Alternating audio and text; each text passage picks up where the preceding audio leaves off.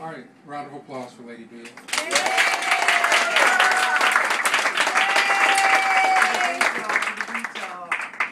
So we just watched this movie. I mean, everybody, pretty much for the first time, everybody, right? Yes.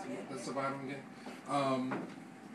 So I mean, so Glenn, when you watch the film, this is your first baby. What goes through your mind? What emotions run through you? Well, it captures a really nice spirit, which I was trying to describe, and I really like being in touch with that spirit of energy that we had when we made it. And thank you so much for being so kind to us, and you let us little kids into your studio. Truly my pleasure. It was a good time. It was. I would like to frame shots differently. I wouldn't like to see so much of the back of her head, frankly. I'd like to see more of the front of her face. But you can't go back. You know, you just have to love it and move forward and really, really appreciate the fact that I had this production assistant years ago who used to say, every time we go out for a shoot, he would say, "Man, you're documenting for history." And I always felt like lighten up. But frankly, you know, in moments like this, I'm glad he was right. He's absolutely right. It was Darian Bagley. He's fantastic, and he would give me that energy. And so, watching this gets me back in touch with that, and I like it. That's cool. And I think what's cool about this film, you did capture the diversity of what hip hop was at that time. I mean, like everybody was about the creativity more so. I give it to Schoolly+D. Just talk about the 1988 era of hip hop versus now. Oh gosh. So you don't have to fall back on the No, it's just such a major difference. And I believe it was because it was the beginning. It was the birth of something new, and we were all so excited to be a part of a new genre of music that was ours, and our voices were being heard, and it grew so rapidly. I know, me and Schoolly were tripping about it the other day, 30 years ago. Time goes fast. But I don't see the energy today that I saw 30 years ago. I don't see the passion. I believe it's just a monetary thing now for the most part. And we really weren't thinking that way. We were up all night, all day, writing rhymes and coming up with dance steps and outfits and what shows we were going to put together, who was going to be there, who was going to DJ, who did the flyer. Like, you know, it was crazy. It was, no, all night long. And this is when our flyers were handwritten. We didn't have, it was like, who has the best penmanship? Like, call her. It was a time, it was. That's the reality of it. And shout out to people like MC Breeze who decided to make his own outfits, you know, to actually go and get scissors and material, and like Breeze was extra like that. And you know, I love this sister sitting here with me, Yvette+Money, because her crew was so energetic and they were just so happy, just plain old happy and overjoyed to do what we were doing. And I just don't see that energy and that passion there today. We took great pride back in the day in being original. We didn't want to be like each other even. Like, you bit my rhyme, I said it first. No, you didn't. You heard me say that last week at the Win. Like, it was crazy, right? We were, but today I just see them following suit, which is sad because it was such a creative genre of music in its birth, and I see a lot of that leaving it today. I wish they would bring it back.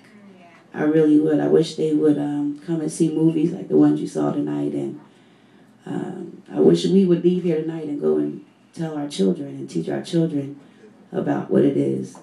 I know your kids have no way of getting away without knowing. Poor kids. Poor babies.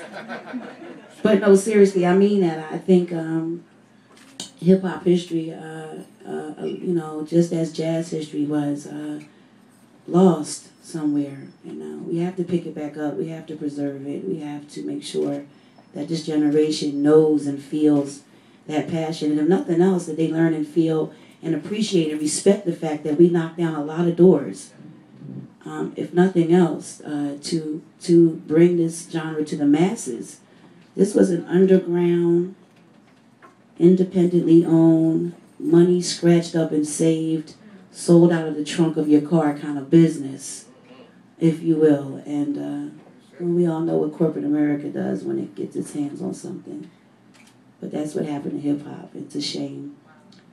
Yeah, it really is. It's a crying shame. But never too late, my mama always said. So let's keep the history going. Let's keep preserving it. Let's keep talking about it. Let's keep on videotaping it, Mike. You just keep on doing what you're doing. And let's just each one teach one. And thanks to everybody that came out tonight. This is such an intimate gathering. I like this. All right, so what do you have to say, Schoolly? Because we know. And I say it again for the 1000th time how Schoolly did he tell y'all the story about how I made him cry? Did he tell that story tonight? Oh, thank God. Because he keeps telling people how I made him cry because I couldn't play his record the first time he brought it to me. Okay, if every other word said mother, effer this, itch that, itch, it was crazy. I'm like, really, Schoolly? Like, I want my job. I want to stay. I walked 3 miles. I have a party. 3 miles in the August summer heat. It was 158 degrees. I ain't had no shoes yet. I knew that record was going to make me buy some shoes. I had 19 brothers and sisters. I was only 12, but I had 6 kids on the way. I walked up there with my record, Gangsta Boogie. Yeah, that shit gon' pop.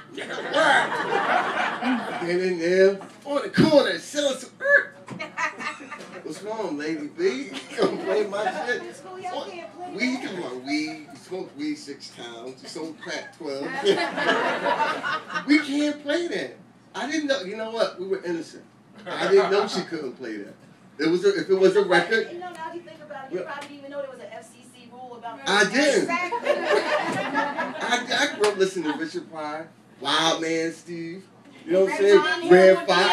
Yes, they did. They played Get Off Your Ass and Jam on DAS. A lot of times he was getting fired. All kinds of people. He's still trying to get it on. He's still. Let it go, Schoolly. I did walk up there and I sat on the curb. Who was the station programmer? Who was he? Jeff Wyatt. Jeff, he rolled up in this big ass car and I'm sitting out there, some little black boy crying.